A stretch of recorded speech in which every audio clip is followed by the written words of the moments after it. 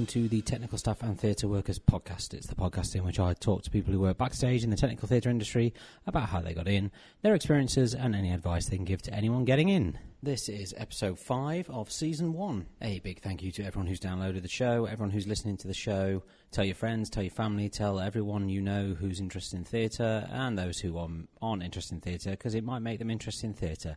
Yes, thank you so much for all the downloads.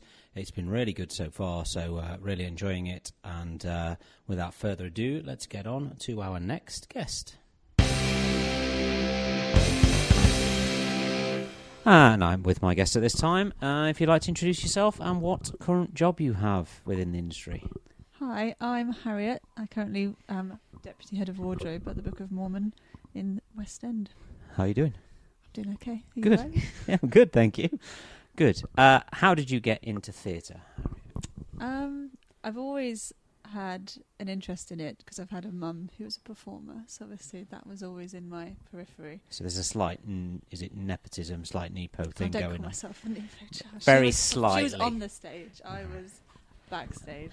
But yeah, I think I did a uni course in design and realised I wanted to do more backstagey, hands-on-y bits than being the kind of designer person. Right. And then just applied for a dressing job. I didn't really know what dressing was straight out of uni and got it and just sort of built up from there. And what is dressing?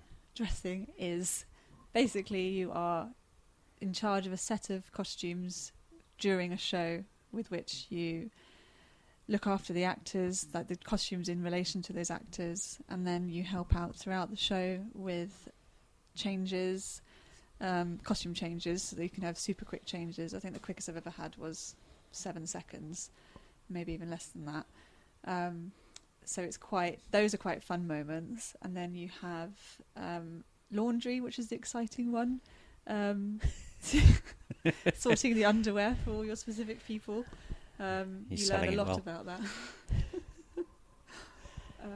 But yeah, it's kind of you're what part of the cog that helps make a production tick, because you're needed desperately throughout a show, and there's multiple characters you have and multiple things and multiple types of costumes that you have to look after and make sure they look as good as they can for each production. Lovely. We'll come back to dressing because I've got more questions. Did you? You said you went to college. Where was it? Where did you train? I went to Central St Martin's in King's Cross. Oh, lovely. Yeah. Very nice. It was okay. So you always wanted to get into sort of the costume side of it, or? Yeah, the creative side of it. I didn't necessarily know I wanted to be specific costumes, but when I did the course, you kind of could choose set or costume, or even performance art if you wanted, and I just veered towards that design side of it. Never had any performance art aspirations? No, I didn't. Never the performance arty side for me. What was your first job in theatre? It was design assistant for a touring production of Importance of Being in Earnest. I remember my first ever programme credit, they spelt my name wrong. I'm Harriet Fowler. They spelt it Harriet Flower. Oh, lovely. But I'll still take it. Yeah, why I'm not? still there. Absolutely. So that was quite fun. I learned about breaking down, sourcing costumes at Angels. Every costume person will know the madness that Angels is, trying to rummage through. Is it hundreds. still there, Angels? It's still there, yeah. Is it? But it's a lot of costumes and a lot of chaos to rummage through sometimes to find like the best quality item you can. But it's fantastic still, though. A lot of film places use it as well. Even I know about Angels, and I don't do costume. Yeah. A list of any other jobs that you've had, obviously excluding Importance of Being Earnest and Book of Mormon. Yeah, so I've done deputy at the Grinning Man at Trafalgar. So I've done a few assistant jobs. But yeah, I've done immersive theatre as well. I did at the Vaults. I did Alice Underground, which was really fun and a different environment. Like immersive theatre's a kind of different atmosphere to a West End show. Yeah. But you still have that collaborative kind of environment with each of the departments, which is what's so nice about theatre. So that was quite a different one. And I did Tower of London, where we did an outside theatre production. It was about the last days of Anne Boleyn but it was, heavy period costumes in heatwave weather. Wow. Like trawling through Tower of London, but it was fantastic. Like that was quite different as well, having tents set up for you to store all your costumes in, and having a fox get in and steal a shoe, and having a yeoman of the guard have to tell me where I can go and find it. I got it back, it was fine, but for a second there I thought Fox wanted to be in the production. Oh, why not? Yeah. As long as he didn't play Anne Boleyn. I know, it's not a great end. I remember working on Les Mis. They used to have all the original costume designs, so they were all the very heavy costumes that they used to have. And during the summer it was so hot. Yes, and they're all really dark colours as well, so they all hold the heat, and they're all nice, vile. Corseted, that's what you don't want. It's no fun, no fun at all. What would you say was your favourite job? My favourite job, I've already mentioned it, probably The Grinning Man at Trafalgar Studios in 2017, I think it was. Why was that? I think it was a very small team. It was just 3 of us in wardrobe, and it was not a huge cast, but the story was sort of a gothic musical, and it was a fun show, great songs, fun costumes, and I did both dressing and maintenance because it was such a small team, so it's quite nice when you get to do more mingling with all the actors and things, because sometimes in wardrobe you're there to maintain everything and keep it all running, so you don't necessarily do a lot of the backstagey bits that dressers do. But that I had a chance to do both, and it was a perfect blend, and I hadn't been in the industry too long, so it's also probably that, because it was fresh, not jaded kind of yet. going, I haven't reached that stage yet. So going back to dressing, would you say that dressing is a good almost like good starting place if you want to work in wardrobe, because it gives you a better aspect of of how wardrobe works? And for sure, and because you get to do the maintenance side sometimes as well. Like sometimes we'll call dressers in if they've got sewing skills, or if they do the laundry bits as well. It kind of gives you a well-rounded image of working backstage, and that's when a lot of people do then apply to do assistant work, and then they build up from there, or they can just stay as assistant if they want to. But what would you say is an average sized wardrobe department for, say, for like a show, like a Mormon show or something like that? Probably about 4 to 5 people. You normally have a couple of assistants, the deputy and the head, and then all the dressers as well. And then all the dressers, and that's what makes it different in size. Is some productions. I think Frozen's got about 13, maybe more. Wow. Dressers, and we've only got 6 or 7. Yeah, it's very small. Have you come across? Now, here's an interesting one. So, being a woman in what is, every industry in the past is a man's world. We all hear that, a man's world. Yeah. Do you think that wardrobe within theatre has ever been considered a man's world, or do you think it is more of a woman's? And have you ever encountered any issues being a woman in a man's world, in inverted commas, at all? Or have you found it very inclusive and easy to get into? And am I even asking that question right? I don't really know. Yes, you are, yeah. I think it's inherently always seen as a woman's kind of area of the industry. Just, I don't know how that's happened, but it has. Yeah. And there has always been a bit of I think there's a unconscious bias in terms of a lot of female dressing. But these days I know there's a lot more males working backstage, or people who identify as male working backstage. So it's sort of, I've never felt any kind of, what's it called, like a clash in any way when I've been working backstage in what if you mean in like the costume world. Yeah. Like I think it's been as fair as it can be.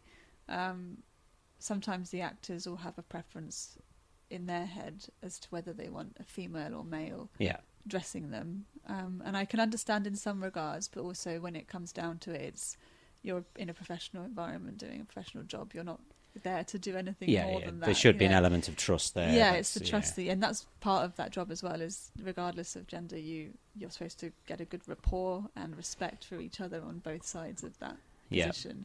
So as long as, and I've been lucky that there's never been an unbalanced idea of that, but there might be other people that have different experiences. There's a certain etiquette, I think, that's not taught anymore to performers, that like theatre etiquette backstage and things like that, and one of those things is tipping the dresser. Oh yes, yeah. Which I don't think is taught to younger students anymore. No, and I don't know if it happens anymore still. I'm not sure if I think some of the principal Principles, performers do it. But yeah, it's kind of a lost thing, which yeah. I don't think is really fair, to be honest. So No. anyway, I just thought I'd bring that up. Do you pros and cons of working within costume within the industry? I think pros is probably you get to see and look after like the costumes, and you have that constant kind of fun of maintaining and being creative and getting to see so many different variations. When you get different cast in, it's really fun to see how they take a role and take a costume, and it's a fun environment backstage as well. I suppose costume's almost like an instant gratification for the work that you're doing. Yes, because you see it on them and you go, right. Yeah, because a lot of parts of the industry you have to wait until the performance, or you have to wear this costume. You can instantly see.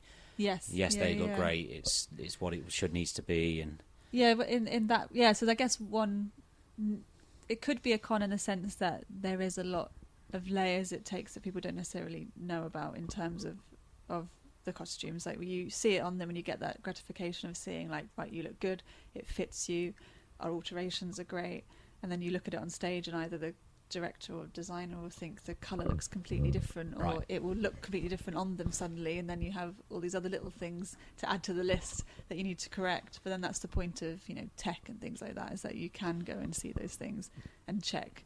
But that would probably be a con, is that you just never know once they're on stage if they will look 100% how the designer or the supervisor is visualising it. Yeah. So as wardrobe, you can only do, in your head, it's like that might look great, but then somebody else comes along and says, "Oh no, I don't like that anymore." I've had it where directors have said they want it, they've seen it for a few days in tech, and then suddenly they'll want in a completely different shade of green. So you have to find your experts that know how to mix this certain shade to make it the perfect tone for that director. Wow. And then the lighting people have to then know, and then change in the case light. they have to change all of that as well. Yeah. So it's a collaborative effort. Oh yeah, for sure. I always think that. I always say that as well. In this industry, that's what's the pro as well. I think of it is that I think obviously I've not worked in film, but I feel like in theatre you have such kind of a melding of all departments, so you need each other together to make it a specific production, or make it a wonderful production. And as long as we all recognise our parts that we play, everyone has to be pulling in the same direction, don't they? Yeah. I like that. What would you say is a common misconception from new people trying to get in to the industry? Probably. That's quite a tricky one. Yes, I've been told that before. Yeah. It's probably that they just... Sometimes people assume it's, in my case, it's a lot easier, or it's an easy thing to kind of just do. Yeah. But actually, you have to have a lot more, awareness and things like that in terms of the job. It's not just, you don't just come in and you just plonk some costumes on somebody. You have to be able to have a steady head, a calm environment, a friendly kind of... I think just by seeing wardrobe, you have to be good at a lot of different things as well. You can't just be, I'm really good at sewing, so I can instantly become a member of a wardrobe department. You have to... There's loads of different things you've got to do. Oh yeah, for sure. To not fit in, because that's not a really nice way of putting it, but to work within that. Yes, to work within the jigsaw maybe of what we are. It is a jigsaw. That's exactly right. Yeah, for sure. And I know I've learnt from being in more managerial positions. It's a lot of people managing and making sure your team as well as the show is running smoothly. Yeah, and that can be a lot sometimes as well. But there's still a happy atmosphere and a gratification from when things do run smoothly and you work those problems out quickly and things like that. Yeah. But yeah, not really sure what else. That's good. That's fine. It's hard work, but it's gratifying. It's gratifying hard work. That's a good. Yeah. There you go. There's the misconception. Yeah. Do you have any advice to anybody who's trying to get in or wishes to get in? Yes, I'd probably say it's... What we always kind of look for is, if you've got a friendly attitude and you're a team player, I think you've got to have an awareness of the people around you, and you're working not just solely for you. It's like it's a big. We're all in this big lily pad on this big pond, and we all got to stay on that lily pad and make it stay afloat. I love a metaphor. Nice, I like it. So if that person's, rocking it a little bit or trying to be a bit selfish or think they can do things a certain way without trying to confer or kind of go about it in a kind of positive light, it's not great. Yeah. So I think, I always think a great environment makes for such a nicer. Obviously, that's universal, though, isn't it? Well, it is, yeah. But I mean, it still holds, everywhere, doesn't it?